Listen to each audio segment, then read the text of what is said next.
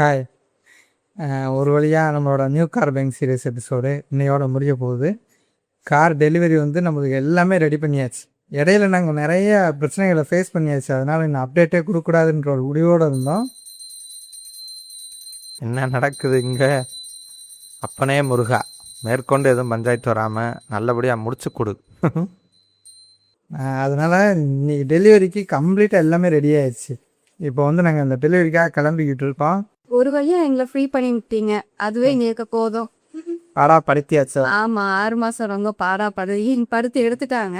எங்க அவங்களுக்காக போயிட்டாங்க. கார் வந்துருச்சு. ஆக்சுவலாக நீ டாக்ஸி புக் பண்ணியிருந்தோம், வந்துருச்சு. அம்மா பாப்பா அங்கே வெயிட் பண்ணிட்டு இருக்காங்க. சரி, ஓகே, நம்ம வந்து அடுத்து அப்படியே ஷோரூமில் எடுக்கும்போது பாய் பாய். இங்கே பாருங்கள், மக்களின் நண்பன் ஸ்விஃப்ட் டிசைர் வந்திருக்கான் நம்மளை கூட்டு போகிறதுக்காக. ஏர்லி மார்னிங் ஃபஸ்ட்டு டெலிவரியே நம்ம கார் தான் இன்றைக்கி.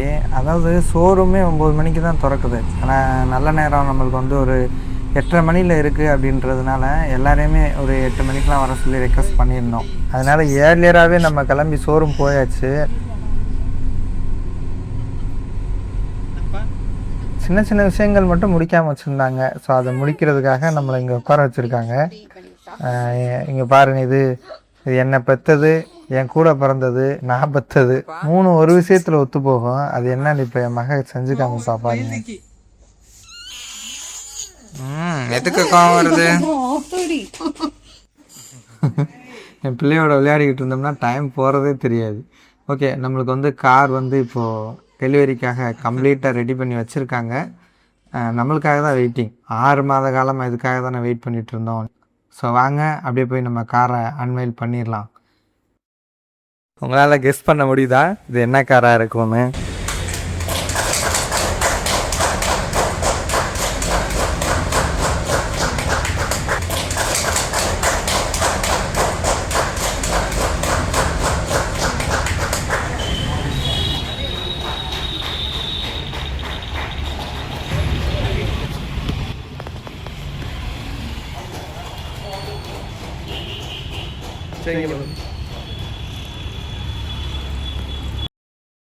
இங்கே பாருங்க, எல்லாரும் எவ்வளோ குஷியாக இருக்காங்கன்னு. ஏன்னா ஆரம்பத்துலேருந்தே பலினோ தான் எடுக்க சொன்னாங்க. நான் ஒரு ஆள் தான் ஆல்ட்ராஸ்னு ஆல்ட்ராஸை பிடிச்சி தூங்கிட்டு இருந்தேன். சரி, ரைட் விடுங்க. ஃபஸ்ட்டு வந்து ஹூண்டாய் வென்யூ புக் பண்ணோம். அது பேஸ் வேரியண்ட்டு அப்படின்றதுனால கடைசி வரைக்கும் அது மேனுஃபேக்சரிங்கே ஆகலைன்னாங்க. அதை கேன்சல் பண்ணி ஆல்ட்ராஸ் புக் பண்ணோம். ஆனால் அவங்க நல்ல நேரம், இந்த ஆல்ட்ராஸ் நம்மளுக்கு நிறைய பிரச்சனைகள்னால அப்படியே கை கூடாமலே போயிடுச்சு. அப்போ கூட திரும்ப பலினோ எடுக்க போகிறோம் அப்படின்னு சொல்லி சொன்னதும் வீட்டில் இருக்க எல்லாருக்கும் ஒரே சந்தோஷம். நீதி நேர்மை நியாயம் வென்றது. ஹாய் தீக்குட்டி. அதாவது அவங்க எக்ஸ்பெக்ட் பண்ணுற காரே மறுபடியும் நம்ம வாங்க போகிறோம் அப்படின்றதுக்காக அதெல்லாம் சொல்லிட்டு இருந்தாங்க.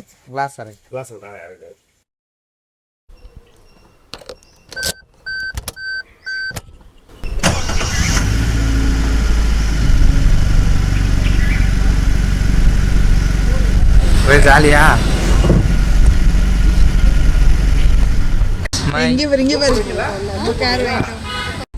ஆக்சுவலாக புது கார் வாங்கினதுமே காரை மூவ் பண்ணுறதுக்கு முன்னாடி செய்ய வேண்டிய முக்கியமான ஒரு விஷயம் இருக்குது. அது வேறு ஒன்றும் இல்லை, இதுதான்.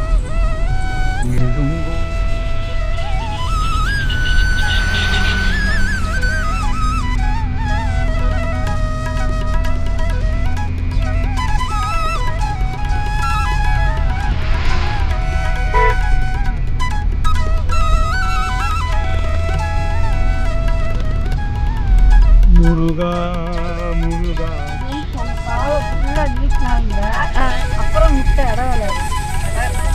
அப்போ நம்ம எவ்வளோ வேணா, அப்போ நம்ம நல்லா கம்ஃபர்டபுளாக இருக்கு, ரிலாக்ஸ்டாக இருக்கு.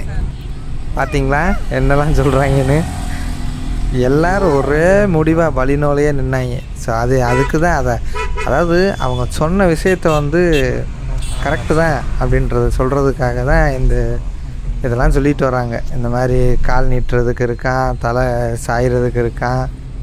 சரி, ரைட்டு, எது எப்படியோ எல்லாருக்குமே பிடிச்சிருந்தா ஓகே தான். ஆனால் இவன் முகத்தை மட்டும் பாருங்கள், எதையோ சாதித்த மாதிரி ஒரு வெறி. இதுக்கு முன்னாடி ஒரு ஃப்ளாஷ்பேக்கே இருக்குது. இருங்க, இந்த பெட்ரோல் பல்க் வந்துருச்சு. பெட்ரோல் போட்டுட்டு நம்ம கதையை கண்டினியூ பண்ணுவோம். ஏன்னா ஆல்ரெடி வண்டி எடுக்கிறப்பே பிளிங்காக தான் இருந்துச்சு. கேட்டதுக்கு 7 லிட்டர் பெட்ரோல் வந்து உள்ளே இருக்கும் அப்படின்ற மாதிரி சொன்னாங்க. இப்போ மாருதிக்காரங்க சொன்ன கதை எந்த அளவுக்கு உண்மைன்னு பார்க்கலாம்.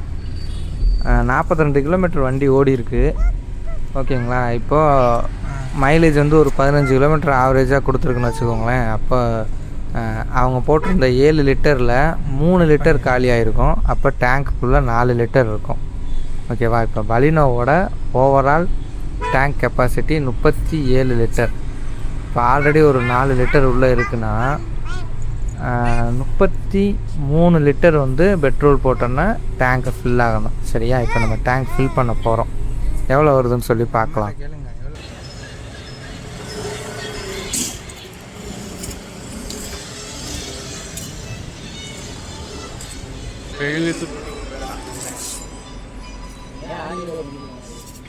முப்பத்தி 300. அப்போ கதையை கொடுத்துருக்காங்க.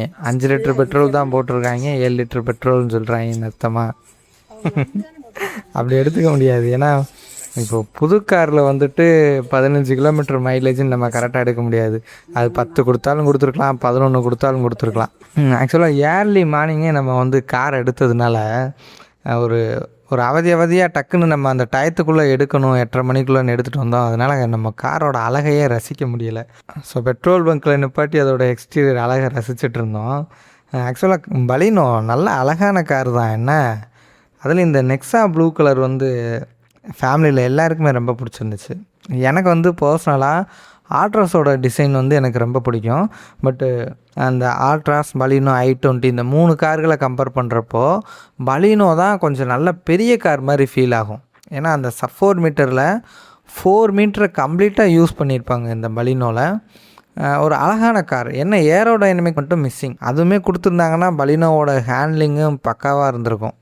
சரி, ரைட். நம்ம அப்படியே இந்த கதையை நம்ம கண்டினியூ பண்ணலாம். உனக்கு ரொம்ப நாள் ஆசை அப்படின்னு ஏதாவது இருக்கா? இந்த மாதிரி இதை நான் நினச்சிக்கிட்டே இருக்கேன், ஆனால் இது நடக்கலை அப்படின்ற மாதிரி ஏதாவது ஒரு ஆசை இருக்கான்னு கேட்டேன். அதுக்கு அவள் ஒரு பதில் சொன்னான். பொதுவாக வீட்டில் இருக்க ஆண்கள் எல்லாருமே வந்து இந்த ரொம்ப விலை உயர்ந்த பைக்கு, விலை உயர்ந்த காரு, மாடி வீடு இதெல்லாம் கட்டணும்னு ஆசைப்படுவீங்க. நிறையா பெண்களுக்கு இருக்கக்கூடிய ஆசை என்னென்னா, எங்கள் பேரில் ஏதாச்சும் ஒரு ப்ராப்பர்ட்டியாவது ரெஜிஸ்டர் ஆகிருக்கணும், அது எங்கள் பேர்லன்னு ரெஜிஸ்டர் ஆகிருக்கணும் அப்படின்ற மாதிரி சொன்னாங்க. அது ஏன் அப்படி சொல்கிற அப்படின்னு நான் கேட்டதுக்கு அதுக்கு ஒரு பதில் சொன்னாங்க. அதாவது இது வந்து எனக்குன்னு இல்லை, எல்லா பெண்களுக்கும் இருக்கக்கூடிய சூழ்நிலை. பிறந்த வீட்டில் வந்து எங்கள் பேரில் ரெஜிஸ்டர் பண்ணி வைக்கணும்னா இன்னொரு வீட்டுக்கு போகிற பொண்ணு தானே, அவங்க பேரில் எப்படி ப்ராப்பர்ட்டியை ரெஜிஸ்டர் பண்ணணுன்ட்டு பண்ண மாட்டாங்க. சரி, ரைட்டு. புகுந்த வீட்டில் போய் அவங்களாவது ரெஜிஸ்டர் பண்ணுவாங்களான்னு பார்த்தா இன்னொரு வீட்டிலேருந்து வந்த பொண்ணு தானே அப்படின்னு அவங்களுமே எங்கள் பேரில் எதுவுமே ரெஜிஸ்டர் பண்ண மாட்டாங்க அப்படின்ற மாதிரி ரொம்ப ஈஸியாக சொன்னாங்க. நான் அப்போ அந்த வார்த்தை ஈஸியாக இருந்தாலுமே அது எனக்கு கேட்குறப்ப ஒரு மாதிரியாக இருந்துச்சு. ஏன்னா அது இவ்வளோ வலியுள்ள ஒரு வார்த்தையை ஈஸியாக சொல்கிறாங்களே அப்படின்ற மாதிரி இருந்துச்சு. ஸோ அதுக்காக நானும் முயற்சி பண்ணி அடுத்து கார் வாங்குகிறப்போ இவங்க பேரில் தான் வாங்கணும் அப்படின்ற ஒரு முடிவோடு இருந்தேன்.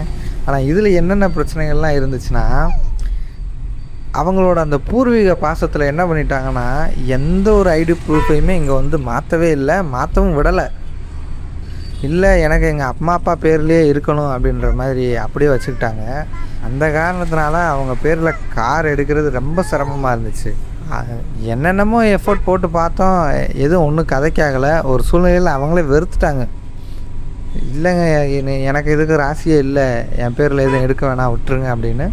நானும் சரின்னு சொல்லிட்டேன். ஆனாலும் விட மனசு இல்லாமல் எதேதோ பண்ணி பல விஷயங்கள் பண்ணி இப்போ ஒரு வழியாக அவங்க பேரில் கடைசியாக ஒரு ப்ராப்பர்ட்டியை புக் பண்ணி கொடுத்துட்டேன்.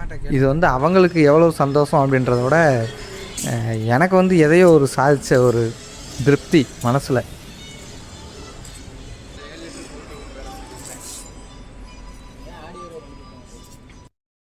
வாவ், எவ்வளோ அழகான இடம்ல. சுற்றி பாருங்கள், மனசுக்கு நிம்மதியாக இருக்கும். ஆனால் அவ்வளோ அமைதியாக இருக்கும். நம்ம பெரிய பெரிய கோயில்களுக்கு போய் கூட்டத்தில் 4 மணி நேரம் 5 மணி நேரம் கால் கடுக்க நின்று அவதியாக ஒரு அரை நிமிஷம் சாமியை பார்த்துட்டு அப்படியே அடித்து விரட்டுவாங்க. பட் கோயிலுக்கு வர்றதே மன நிம்மதிக்காக தானே. மயில் இங்கே பாரு, இங்கே பாரு. பார்த்துட்டாடா என்னடா பிள்ளை வந்து தெரியல. என்னைய பொறுத்த வரைக்கும் காரோ பைக்கோ எது வாங்கினாலும் சரி, பெரிய பெரிய கோயில்களுக்கு போய் ஐயர் பூசாரியை வச்சு பூஜை போடுற அந்த கான்செப்டே கிடையாது. நேரடியாக இவர்கிட்ட தான் வந்துடுவோம்.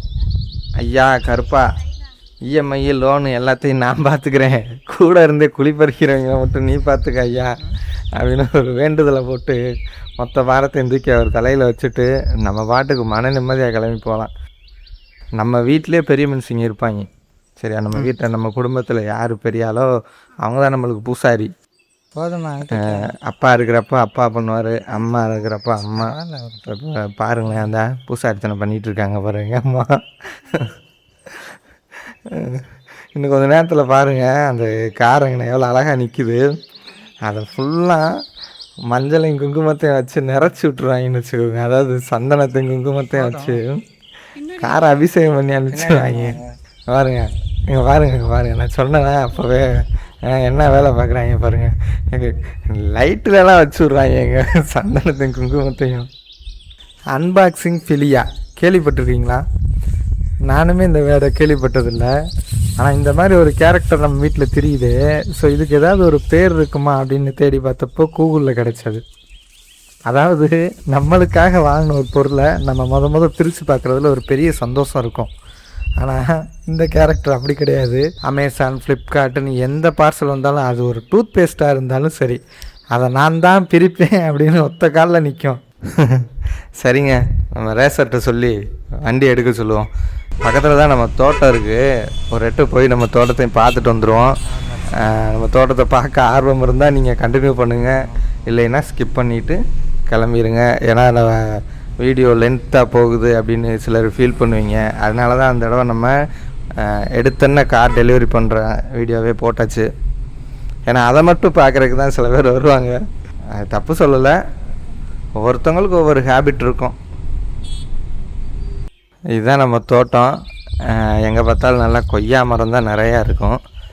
ஆக்சுவலாக அப்பா இருந்தப்போ நல்லா செழிப்பாக இருந்துச்சு, தோட்டமே நல்லா இருந்துச்சு. இப்போ பாருங்கள் ஒரு மாதிரி எதையோ இழந்த மாதிரி கிடக்கு.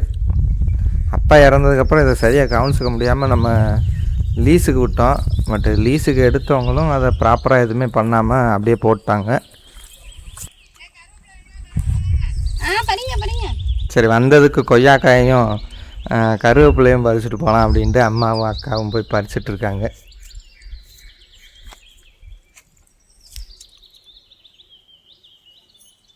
சார் ரைட்டு, ஒரு வழியாக இந்த வீடியோவை முடிச்சுக்கலாம். இதோடு இந்த new car buying series episode முடிஞ்சிருச்சு.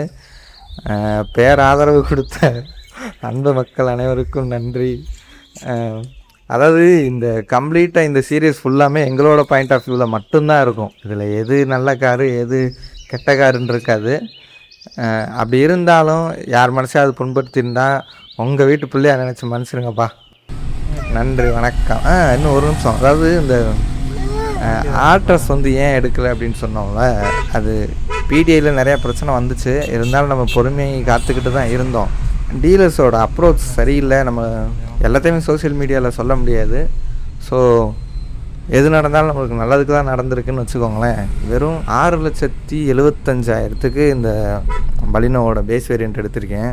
நம்ம ஆல்ட்ராஸ் பார்த்து வச்சுருந்தது 8,87,000. எவ்வளோ அமௌண்ட் நம்மளுக்கு சேவ் ஆகிருக்கு. அதுபோக மன நிம்மதியான ஒரு சர்வீஸ் எல்லாமே கிடைக்கும். எது நடந்தாலும் நம்ம நல்லதுக்கு தான் நடக்கும். இருக்கிறத வச்சு ஜாலியாக என்ஜாய் பண்ண வேண்டியதான். Okay, thank you so much. Thanks for வாட்சிங் and thanks for support. Bye.